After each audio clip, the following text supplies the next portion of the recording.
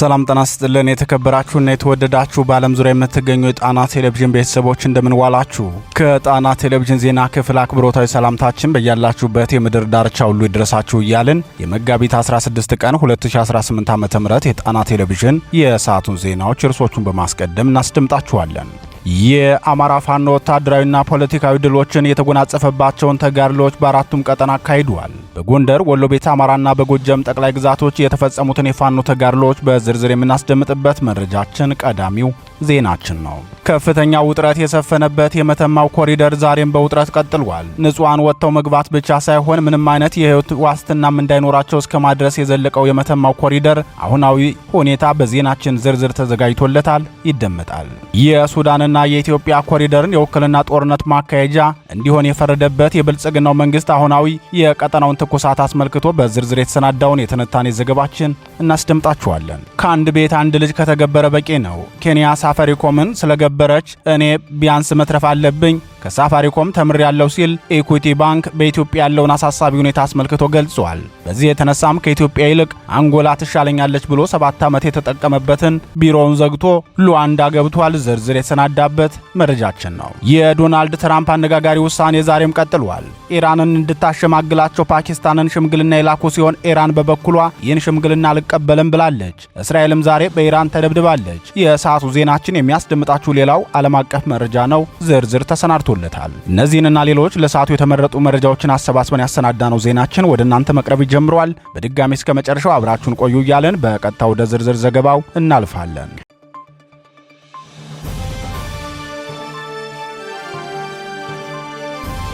ወታደራዊና ፖለቲካዊ ተጋድሎ በአራቱም ግዛቶች።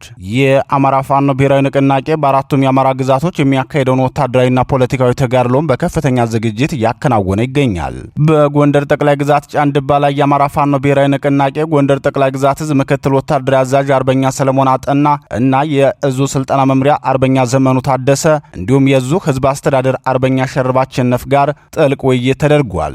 ብልጽግናው አካሄደዋለሁ በሚለው ቀጣይ ምርጫ ዙሪያ መምህራንና ተማሪዎች ሙያዊ ኃላፊነታቸውንና ነጻነታቸውን ብቻ አስጠብቀው እንዲንቀሳቀሱ ምክረ ሐሳብ ያቀረቡት የፋኖ መሪዎቹ ለዚህም ፋኖ በሚንቀሳቀስበት አካባቢ የሰላምና ደህንነት ዋስትና እንደሚሰጣቸው አረጋግጠዋል። ተማሪዎች የቀለም አባቶቻችሁን አክብሩ፣ ታዘዙ፣ አዳምጡ ብሎ ምክር የሰጠው አርበኛ ሰለሞን አጠና የብልጽግናው ስርዓት ትምህርት ቤቶችን የፖለቲካ ዓላማው ማስፈጸሚያ በማድረግ ትውልድን በድንቁርና ለማስቀጠል እያደረገ ያለውን ክፉ ዕቅድ አስመልክቶ ለተማሪዎችና ለመምህራን ገለጻ ያደረገው አርበኛ ሰለሞን ሀገርንም ራስንም በድንቁርና መምራት አይቻልም፣ እንደዚህ ማድረግ ዘመኑ የማይፈቅድበት ጊዜ ላይ በመድረሳችን በመምህሮቻችሁ ድጋፍና በራሳችሁ ጥረት ልትበረቱ ይገባል። የነገው የአማራ ትውልድ ዕጣ ፈንታው በእናንተ በልጆቹ ዕውቀት ላይ የተመሰረተ ነው። እኛ ዛሬ እየሞትን ያለነው እናንተ ነገ የተከበረ ሆናችሁ በራሳችሁ የምትተማመኑና ተወዳድራችሁ ብቃታችሁን የምታሳዩበትን ስርዓት ለመፍጠር ነው ሲል ምክር ሰጥቷል። ይህ በእንዲህ እንዳለ የአማራ ፋኖ ብሔራዊ ንቅናቄ አጼ ምኒልክ ዕዝ 2 ኮሮች በወሎ ቤተ አማራ ይሳካ ወታደራዊ ድል መቀዳጀታቸውን አስታውቀዋል። 106ኛ ኮር 34ኛ ክፍለ ጦርና 22ኛ ክፍለ ጦሮች በብልጽግናው ሰራዊት ላይ የወሰዱትን ጥቃት አስመልክቶ የኮሩ ሚዲያና ኮሚኒኬሽን ክፍል ሲገልጽ የጠላት ሰራዊት ከጋሸናና ከወልዲያ በገፍ ኃይል በማስገባት 3 ቢኤም 2 ዙ 23 እና በርካታ እግረኛ ሰራዊት እንዲሁም በዲሽቃና በሞርተር ጭምር በመታገዝ ወደ መቄት ዋድላና ስታይሽ አቅጣጫ ተንቀሳቅሶ ነበር። ይህን ኃይል በቅንጅት በተደረገበት ምት ከፍተኛ ኪሳራ አስተናግዶ ተመልሷል ብሏል። ሆኖም በፋኖ ምት የተበሳጨው የብልጽግናው ሰራዊት ወይዘሮ ጥሩ ሴት ሰጠኝና ቶሲሳ ያበራ የተባሉ ግለሰቦችም ከመኖሪያ ቤታቸው ድረስ ዘልቆ በመግባት በመግደል የተለመደ የጦር ወንጀል መፈጸሙን አስታውቋል። ሌላው የአጼ ምኒልክ ዕዝ 104ኛ ኮር 25ኛ ክፍለ ጦር ተጋድሎ ደግሞ በወራይሉ ከተማ ዙሪያ የተደረገ ሲሆን የብልጽግናው ሰራዊት በሞርተርና በዙ 23 አጅቦ ቢንቀሳቀስም ፋኖ በተጠና መንገድ በወሰደው እርምጃ ከባድ ምት እንደደረሰበት የኮሩ ህዝብ ግንኙነት ክፍል አስታውቋል። በወራይሉ ወረዳ ካቤ ከተማ ህዝብን በግዴታ በመሰብሰብ በምርጫ ስም የሰራዊት ምልመላና የሚልሻ ማሰልጠኛ ገንዘብ እንዲያዋጡ ለማድረግ ያስገደደ በነበረበት ሰዓት የአጼ ምኒልክ ዕዝ የተጠና የሞርተር ጥቃት በመፈጸም የስርዓቱን እቅድ ማክሸፉ ማለፉን ገልጿል።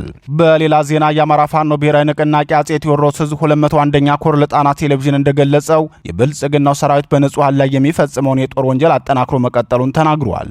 የኮሩ ህዝብ ግንኙነት ክፍል ለጣና ቴሌቪዥን በላከው መረጃ እንዳስታወቀው ከፋኖ ጋር ፊት ለፊት መዋጋት ያልቻለው የስርዓቱ ጥምር ጦር 64ኛ ክፍለ ጦር በነማይ ወረዳ የረዝ ሀገረ ህይወት ቀበሌ ጥቁር አስፓልት ላይ በወሰደበት የደፈጣ ጥቃት ጉዳት አስተናግዶ ነበር። በዚህ የፋኖ ምት የተበሳጨው ይኸው የጠላት ሰራዊት አቶ አንሙት መኮንንና አቶ ደረሰ ውበት የተባሉ ንጹሃን አርሶ አደሮችን በግፍ ገድሏል ብለዋል። አርሶ አደሮቹን የስርዓቱ ጦር የገደላቸው ከመኖሪያ ቤታቸው አስወጥቶ ሲሆን ከፋኖ ጋር ግንኙነት አላችሁ በማለት ሀገር ሰላም ብለው ከተቀመጡበት ከሞቀ ቤታቸው ከምሽቱ 1 ሰዓት በጥይት ሩምታ በግፍ እንደገደላቸው የ201ኛ ኮር ህዝብ ግንኙነት ለጣና ቴሌቪዥን አስታውቋል።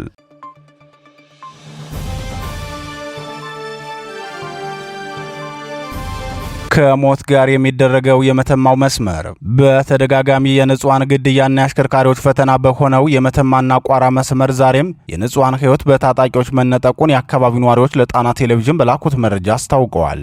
የዓይን እማኞች ለጣና ቴሌቪዥን እንደገለጹት በትናንትናው ዕለት ደረጃ ይስማው የሚባል ተሳቢ መኪና ሾፌር ከገለጎ ተነስቶ በጉዞ ላይ በነበረበት ወቅት በምዕራብ ጎንደር ዞን ቋራ ወረዳ አጋሟ ተብሎ በሚጠራ ስፍራ በታጠቁ ዘራፊዎች እንዲቆም ከተደረገ በኋላ አሽከርካሪው የያዛቸው ንብረቶች ሙሉ በሙሉ የተዘረፉ ሲሆን በመጨረሻም በጥይት ተደብድቦ ህይወቱ ማለፉ ተረጋግጧል።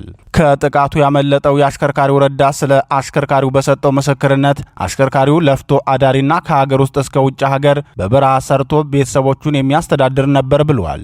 አሽከርካሪው በግፍ መገደሉ በሱ ገቢ ብቻ የተዳደሩ የነበሩ ቤተሰቦቹን ህይወት ለአደጋ እንዳጋለጣቸውና ከሱ ሌላ የሚረዳ ቤተሰብ እንዳልነበራቸው ገልጿል። በዚሁ ቀጠና ዛሬ ጠዋት 12 ሰዓት አካባቢ ከገንዳ ውሃ ወደ መናገሻ ጎንደር ከተማ ሲጓዙ በነበሩ ተሽከርካሪዎች ላይ መቃን አካባቢ በተፈጸመ ሌላ ጥቃት አንድ መንገደኛ ወዲያውኑ ህይወቱ ሲያልፍ 3ቱ ደግሞ ክፉኛ መቁሰላቸውን የአካባቢው ነዋሪዎች ገልጸዋል። የአካባቢው ነዋሪዎች እንደሚሉት የአሰቃቂ ግድያ የሚፈጸምባቸው ስፍራዎችም ሆኑ ወንጀለኞቹ የታወቁ ቢሆኑም ተጓዦቹም ሆኑ በስፍራው የሚኖሩ ንጹሃን ተራቸውን ከመጠበቅ ውጭ ፍትህ የማግኘት ተስፋቸው የተሟጠጠ መሆኑን ገልጸዋል። ጥቃቱን የሚፈጽሙት አካላት በአካባቢው በነጻነት የሚንቀሳቀሱ ቢሆንም የጸጥታ ተቋማት ህግን ለማስከበር ሙከራ አለማድረጋቸው ጉዳዩ ይበልጥ አሳሳቢ መሆኑን ተናግረዋል። በተስፋ መቁረጥና በደህንነት ስጋት ውስጥ እንደሚገኙ የገለጹት የአካባቢው ነዋሪዎች በህፃናትና ታዳጊዎች እንዲሁም በአካባቢው ላይ ከፍተኛ የስነ ልቦና ቀውስና የፍርሃት ድባብ እንዲሰፍን አድርጎታል። ከምንም በላይ ደግሞ አካባቢው በዘራፊዎች ተለይቶ እንዲታወቅ መጥፎ ስም እንዲሰጠው በማድረጋቸው ወደፊት በአካባቢው ነዋሪዎች ማህበራዊ ህይወት ላይ አሉታዊ ተጽዕኖ ማሳደሩ አይቀርም በማለት አሁናዊ ስጋታቸውንና የወደፊት ጭንቀታቸውን ተናግረዋል። ነዋሪዎቹ አክለውም ማህበረሰቡ በብልጽግናው መንግስት የጸጥታ መዋቅር ላይ ያለውን እምነት ሙሉ በሙሉ ካጣ የቆየ ቢሆንም ከሞት ሊታደጋቸው የሚችለው ሌላ አካልም እንዳልደረሰላቸው ተናግረዋል። ይህ ዜና እየተጠናቀረ ባለበት ሰዓት ጉዳት የደረሰባቸው ንጹሃን ወደ ሕክምና ጣቢያ የገቡ ሲሆን ተሽከርካሪዎቹ ግን በታጣቂዎች ተጠልፈው ወደ አልታወቀ ስፍራ መወሰዳቸው ታውቋል። በዚህ ዓመት ብቻ ከ10 ጊዜ በላይ እገታና ግድያ የተፈጸመበት ይህ ቦታ ጽንፈኛው የቅማንት ታጣቂ እንደሚንቀሳቀስበት ነዋሪዎች ይጠቁማሉ። በአካባቢው ከሚፈጸመው የመንገደኞች እገታ ባለፈ በሺዎች የሚቆጠሩ የቀንድ ከብቶች በዚሁ ታጣቂ ቡድንና ግብረ አበሮቹ እየተነዱ ወደ ሱዳን እንደሚሻገሩና በዚህ የዘረፋ ተግባር ላይም የስርዓቱ የጦር መሪዎች ተሳትፎ እንዳለባቸው ቀደም ሲል በሰራነው ተከታታይ ዘገባ ማጋለጣችን ይታወሳል።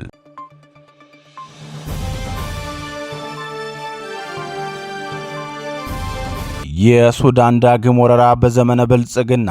የብልጽግናው መንግስት ወደ ስልጣን ከወጣበት ጊዜ ጀምሮ የኢትዮጵያ ጎረቤት ሆኖ በኢትዮጵያ ላይ ይፋዊ ትንኮሳ ያላደረገው የኬንያ መንግስትና ከኬንያ የሚነሳ ኃይል ብቻ ነው። የደቡብ ሱዳን አማጽያንና የጅቡቲ መንግስት ሳይቀሩ በኢትዮጵያ ግዛት ሲፈልጉ በድሮን ሲያሻቸው በእግራቸው እየገቡ የፈለጉትን አድርገው ሲወጡ ወይም ባሉበት ሲቀመጡ ሀይ የሚላቸው የለም። አልሸባብ ከአንዴም 2 ጊዜ ወደ ሶማሌ ክልል ገብቶ ከፍተኛ ጉዳት ሲያደርስ የኤርትራ መንግስት በበኩሉ አንድ ጊዜ በብልጽግናው ጋባዥነት ሌላ ጊዜ ደግሞ በህወሓት ግብዣ ታንክና ኮቸሮ እየጫነ ኢትዮጵያን መፈንጫ አድርጓታል። ከዚህ ሁሉ የከፋው ግን የሱዳኑ ወታደራዊ ጁንታ የሚፈጽመው ተደጋጋሚ ጥቃትና የማያቋርጥ ወረራ ነው። ከ5 ዓመት በፊት የህወሓት ጥጋበኛ ቡድን በሰሜን እዝ ላይ ጥቃት ከፍቶ በራሱ አገላለጽ በ45 ደቂቃ ሙሉ ዙን ዲስታብላይዝ ባደረገበት ወቅት የአልቡራን ቡድን ጦሩን ሰብቆ ታንኩን እየነዳ በኢትዮጵያ ግዛት ሰፍሮ ተቀመጠ። በወቅቱ የተዘራውን የአማራ ባለሀብቶችንና አርሶ አደሮችን እህል ጭኖ ከመውሰድ ያልተመለሰው ይህ የሱዳን ወታደራዊ ጁንታ እስካሁንም ድረስ የአማራ ሕዝብ ግዛት የሆነውን የኢትዮጵያን ምድር በቁጥጥር ስር አድርጎ ይዟል። ሱዳን በውስጥ ትርምስ 3 ዓመታትን ባስቆጠረው ጦርነት ወደ 20 የሚጠጉ ሀገራት ገብተው እያማሰሉት ቢሆንም የጁንታው ክንፍ ግን ባጣ ኢትዮጵያን ለመውረር የሚሆን ጉልበት አላጣም ብሎ የቆረጠ ይመስላል። የብልጽግናው መንግስት የውስጥ ጦርነትና የውጭ ዲፕሎማሲ ክሽፈት በኢትዮጵያ ላይ ተደጋጋሚ የቁጣ እጆች እንዲዘረጉባት እያደረገ ነው። የጄኔራል አልቡራን መንግስትም በኢትዮጵያ ላይ የአማሽ አተራማሽ ድርጊቱን ወደ ኃይል ማደራጃና ወረራ እስከ መክፈት የደረሰ እጁን በመስደድ በቀሉን እያወራረደ ይገኛል። በተለይም የዳጋሎና የብልጽግናው ሊቀመንበር ቤት ዘግተው የሚያደርጉት ዱለታ ለአልቡራን አሁናዊ ውሳኔ ዋናው ምክንያት እንደሆነ የፖለቲካ ተንታኞች ይናገራሉ። የብልጽግናው ሊቀመንበር ከተባበሩት አረብ ኤሚሬቶች ጋር በመሆን በሱዳን ያለውን ጦርነት ለጄኔራል ሐምዳን ዳጋሎ ድጋፍ በመስጠት የጄኔራል አልቡራንን ቡድን በእጅጉ አስከፍተውታል። በሱዳን ጦርነት ከዳጋሎ ጎን በመሰለፍ የአልቡራን ስልጣን ከካርቶም ተፈንቅሎ ፖርቱ ሱዳን ላይ እንዲመሽግ ካደረጉት መንግስታት መካከል የብልጽግናው መንግስት አንዱ ነው። ይህን እውነታ ሁሉም ወገን የሚያውቀው ቢሆንም የብልጽግናው ሊቀመንበር ግን ከህወሓትና ከኤርትራ መንግስት ጋር ወደ ጦርነት ለመግባት በሚያሟሙቅበት ወቅት የአልፋሽጋ ማዕዘንን ህወሓትና ሻዕቢያ እንዳይመላለሱበት በሩን ዝጋልኝ የሚል መልእክት ወደ ፖርት ሱዳን ልከው ነበር። ሆኖም ከአልቡራን የሰጣቸው ምላሽ ተስፋ አስቆራጭ ሆኖባቸዋል። በአሁኑ ሰዓትም የኤርትራ መንግስት የሱዳኑ ወታደራዊ ጁንታ ቡድንና ሌላኛው የአፍሪካ ቀንድ አተራማሹ ህወሓት ጥምረት ፈጥረው የጋራ ግንባር መስርተዋል። የሶስቱ ኃይሎች ጥምረት በይፋ የተነገረ ሲሆን ሌሎች ኃይሎችም ስማቸው ሲነሳ ይሰማል። በዚህ ጥምረት ውስጥ አባል መሆናቸው ከሚነገርባቸውና ስማቸው በተደጋጋሚ ከሚጠቀሱት ኃይሎች መካከል የአማራን ህዝብ ከህልውና አደጋ ለመታደግ ትግል የጀመረው ፋኖ ተጠቅሷል። በዚህ ጉዳይ የአማራ ፋኖ ብሔራዊ ንቅናቄ ዋና ሰብሳቢም ሆነ ምክትሎቹና የህዝብ ግንኙነት ክፍሉ የሰጡት ምላሽ የለም። ምናልባትም በቅርቡ ምላሻቸውን ይሰጡ ይሆናል ተብሎ ይጠበቃል። ይህን ጉዳይ በይደር እንለፈውና ወደ አሁናዊው የሱዳን መንግስት ጥቃት መረጃ እንመለስ። የጣና ቴሌቪዥን ምንጭ ከቦታው ያደረሱን መረጃ ከትናንት በስቲያ ማለትም መጋቢት 14 ቀን 2018 ዓ.ም ኮርሙክ ሱዳን ሰፍሮ የሚገኘውን የአልቡራንን ኃይል ከበባ ውስጥ አስገብቶ ለማጥቃት የፈለገው የሐምዳን ዳጋሎ ሰራዊት ከሱዳን የሆነ አካባቢ ወጥቶ በተለያዩ ተሽከርካሪዎች ተጭኖ በኢትዮጵያ ኮርሙክ በሚገኙ ቀበሌዎች አቋርጦ ከበባ ፈጥሮ ይዋጋል። በዚህን ጊዜ ሁኔታውን ሲከታተል የቆየው የአልቡራን ወታደር ወደ ኢትዮጵያ ውጊያ ከፍቷል ሲሉ ይናገራሉ። ከዚህ የታማኝ ምንጫችን መረጃ በመነሳት 3 ነጥቦችን በቅደም ተከተል እንመለከታለን። የመጀመሪያው ጉዳይ የአልቡራንን ጦር ለመምታት የዳጋሎ ታጣቂ ቡድን በኢትዮጵያ ግዛት በኩል ሆኖ ጥቃት እንዲከፍት ማን ተባበረው? በዚህ ነውረኛ ድርጊትስ ማን ምን ያተርፋል የሚለው ነው። ሁለተኛው ነጥብ ደግሞ የአልቡራን ጦር በወሰደው እርምጃ ዙሪያ የብልጽግናው ስርዓት ለምን ምላሽ አልሰጠም የሚል ጥያቄ ይነሳል።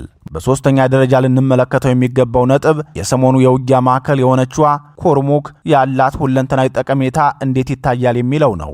እነዚህን 3 ነጥቦች ተራ በተራ ስንመለከት የአልቡራንና የዳጋሎ ሰራዊት ኮርሙክ ላይ እንዲዋጉ የብልጽግናው ስርዓት የወሰደው ውሳኔ ምን ያህል አደገኛ እንደሆነ አመላካች ነው። በቤኒሻንጉል ጉሙዝ ክልል በኩል ኢትዮጵያና ሱዳን በሚዋሰኑበት ድንበር አካባቢ የዳጋሎ ሰራዊት ከብልጽግናው ስርዓትና ከተባበሩት አረብ ኤሚሬቶች በኩል ወታደራዊ ድጋፎችን በነጻነት ያገኛል። ከሰራዊት ምልመላና ስልጠና እስከ ሎጂስቲክ ማከማቻ ካምፕ ድረስ የሚደርስ ልዩ ድጋፍ ይደረግለታል። በውጊያ መሃል ለሚቆስሉ የሰራዊቱ አባላትም ድሬዳዋ በሚገኘው የምስራቅ እዝ ሪፈራል ሆስፒታል ገብተው ይታከሙለታል።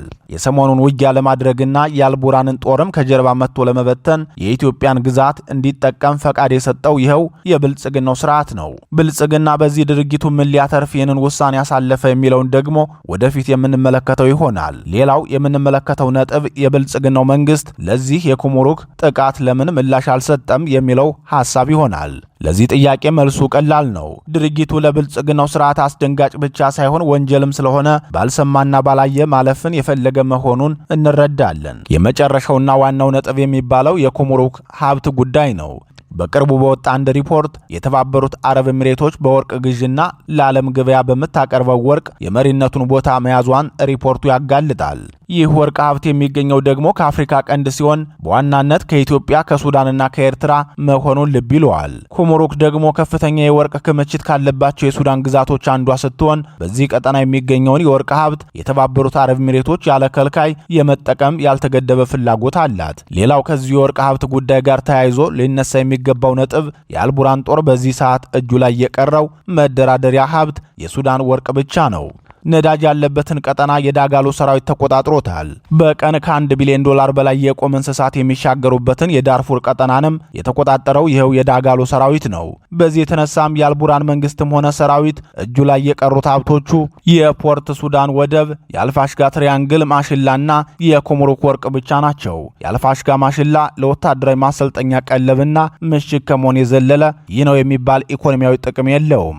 ወርቁና ወደቡ ግን የአልቡራን መንግስት ብቸኛ መደራደሪያ አቅሞቹ ናቸው። ኮሞሮክን ከቅርብ ርቀት እየተከታተለ ያልተቋረጠ ጥበቃ የሚያደርገውም ከዚህ የተነሳ መሆኑን የፖለቲካ ተንታኞች ይናገራሉ። የዳጋሎ ጦርም በኢትዮጵያ ምድር በኩል ተሻግሮ የአልቡራንን ሰራዊት ለመውጋት የሞከረው የወርቋ ነገር ሆናበት ነው።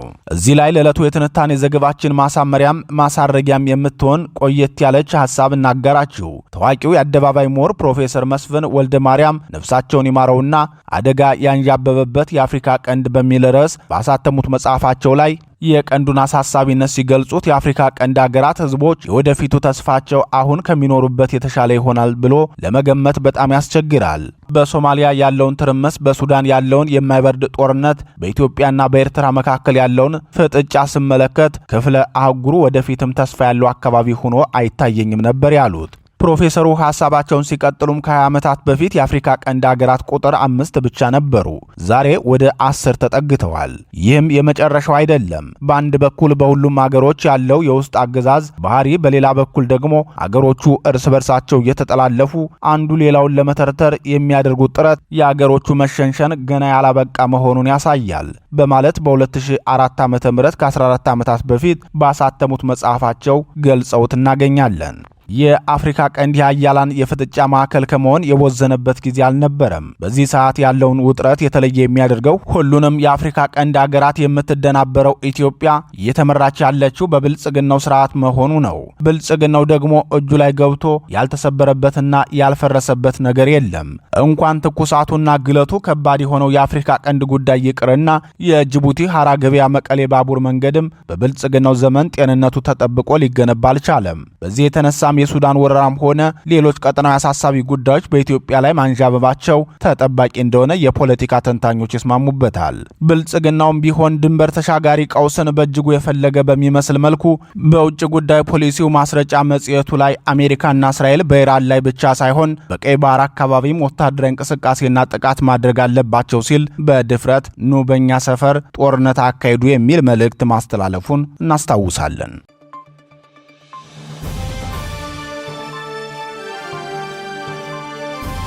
ከሳፋሪኮም ተምሬያለሁ። ኢኩዊቲ ባንክ የኬንያው ኢኩዊቲ ባንክ በኢትዮጵያ የባንክ ዘርፍ ለመሰማራት የ7 ዓመታት ጥናት ካደረገ በኋላ በዚህ አገር ኢንቨስት ማድረግ ይቅርብኝ ሲል ውሳኔውን መቀየሩን ቢሊዮነር አፍሪካ የተባለ ሚዲያ ዘግቧል። የኬንያው ባንክ በኢትዮጵያ ለ7 ዓመታት ያደረገውን የአዋጭነት ጥናት ሲያጠና ከቆየ በኋላ አክሳሪ ነው በማለት ፊቱን ወደ አንጎላ ማዞሩ ታውቋል።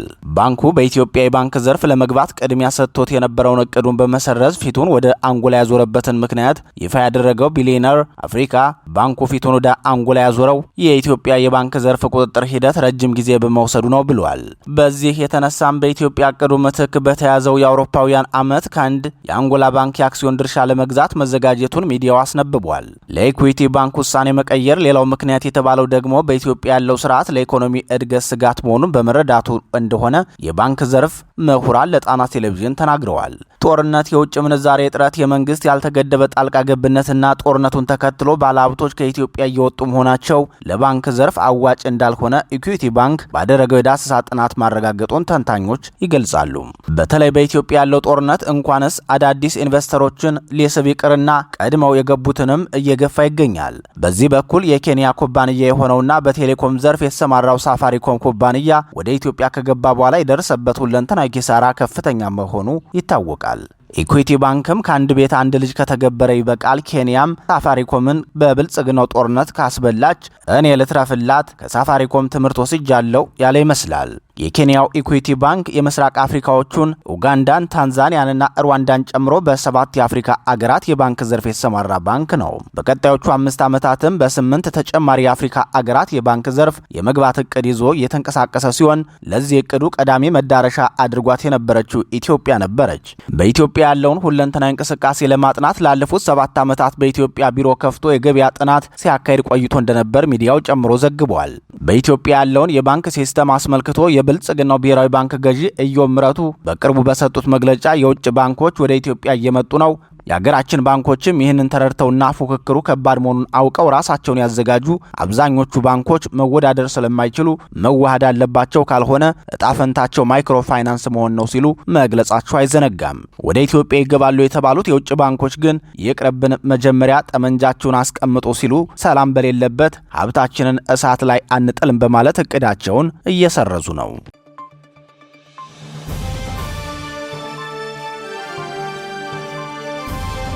ለኢራን የቀረበው ቅድመ ሁኔታ የአሜሪካው ፕሬዝዳንት ዶናልድ ትራምፕ ለኢራን መንግስት ባለ 15 ነጥብ እቅድ ያቀረቡ ሲሆን ቴህራን በበኩሏ በዚህ ጉዳይ የለሁበትም ብላለች።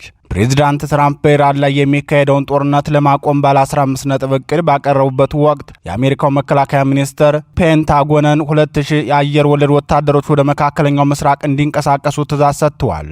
ዶናልድ ትራምፕ በኢራን ላይ የሚካሄደውን ጦርነት ለማቆም የሚያስችል ባለ 15 ነጥብ የዲፕሎማሲያዊ የሰላም እቅድ እያዘጋጁ በነበረበት በዚህ ወቅት ፔንታጎን ከ82ኛው የአየር ወለድ ክፍለ ጦር የተውጣጡ 2000 አካባቢ ወታደሮች ወደ መካከለኛው ምስራቅ እንዲሰማሩ ማዘዟን ኒውዮርክ ታይምስ የአሜሪካ ባለስልጣናትን ጠቅሶ ዘግቧል። ሁለት የመከላከያ ሚኒስቴር ባለስልጣናት ለጋዜጣው እንደገለጹት የወታደሮቹ እንቅስቃሴ ፕሬዝዳንት ዶናልድ ትራምፕ ከቴህራን ጋር የጀመሩትን የዲፕሎማሲ ጥረት በሚያከናውኑበት ወቅት ተጨማሪ ወታደራዊ አማራጮችን እንዲያገኙ ታስቦ የተደረገ መሆኑን ተናግረዋል። በፓኪስታን በኩል ለኢራን የተላከው ይህ የሰላም እቅድ የዓለም ገበያን ያናጋውንና ቀጠናዊ ውጥረቱን ያባባሰውን ግጭት በሰላም ለመፍታት አስተዳደሩ እያደረገ ያለውን ጥረት የሚያሳይ እንደሆነ የዘገበው ኒውዮርክ ታይምስ ኢራን የቀረበውን የሰላም እቅድ ለድርድር መነሻ አድርጋ ትቀበለው ወይም አትቀበለው እስካሁን የታወቀ ነገር የለም። በተጨማሪም ላለፉት 4 ሳምንታት ከአሜሪካ ጋር በመሆን በኢራን ላይ ጥቃት እየሰነዘረች የምትገኘው እስራኤል ይህንን የዲፕሎማሲያዊ ጥረት ትደግፈው ወይም አትደግፈው ግልጽ አልሆነም። ፕሬዚዳንት ትራምፕ ማክሰኞ ዕለት ለጋዜጠኞች በሰጡት መግለጫ ጦርነቱን ለማቆም ድርድር እየተካሄደ መሆኑን ጠቁመዋል። እነሱ ስምምነት ማድረግ ይፈልጋሉ ሲሉ ተደምጠዋል። ይሁን እንጂ የኢራን ባለስልጣናት ድርድር እየተካሄደ መሆኑን በይፋ አስተባብለዋል። በሌላ ዜና ትናንት በእስራኤል የኃይል ማመንጫዋ የተመታባት ኢራን ዛሬ በወሰደችው የአጸፋ ምላሽ የእስራኤልን የኃይል ማመንጫ ማዕከል መምታቷ ታውቋል። በዛሬው ዕለት ከኢራን የተተኮሱ በርካታ ሚሳኤሎች በደርዘን የሚቆጠሩ የእስራኤል ከተሞችን ኢላማ ያደረጉ ሲሆን በጥቃቱ በተለይም በሃዴራ ከተማ በሚገኝ ዋና የኃይል ማመንጫ ጣቢያ አቅራቢያ ፍንዳታ መከሰቱንና በአካባቢው ጥቁር ጭስ መታየቱን የእስራኤል መገናኛ ብዙሃን ዘግበዋል። የአደጋ ጊዜ ሳይረኖች ከሰሜን እስራኤል እስከ አስወደድ እንዲሁም በኢየሩሳሌም ዙሪያ መሰማታቸውን ተከትሎ በሚሊዮን የሚቆጠሩ ዜጎች ወደ መጠለያ እንዲገቡ ተደርጓል። በሻሮንና በቂሳሪያ አካባቢዎች የሚሳኤል ፍንጣሪዎች መውደቃቸው ተረጋግጧል። የነፍስ አድን ቡድኖች በተመቱ አካባቢዎች ፍለጋ እያካሄዱ ሲሆን እስካሁን በኃይል መሰረተ ልማቱ ላይ የደረሰው የጉዳት መጠን በዝርዝር አልታወቀም።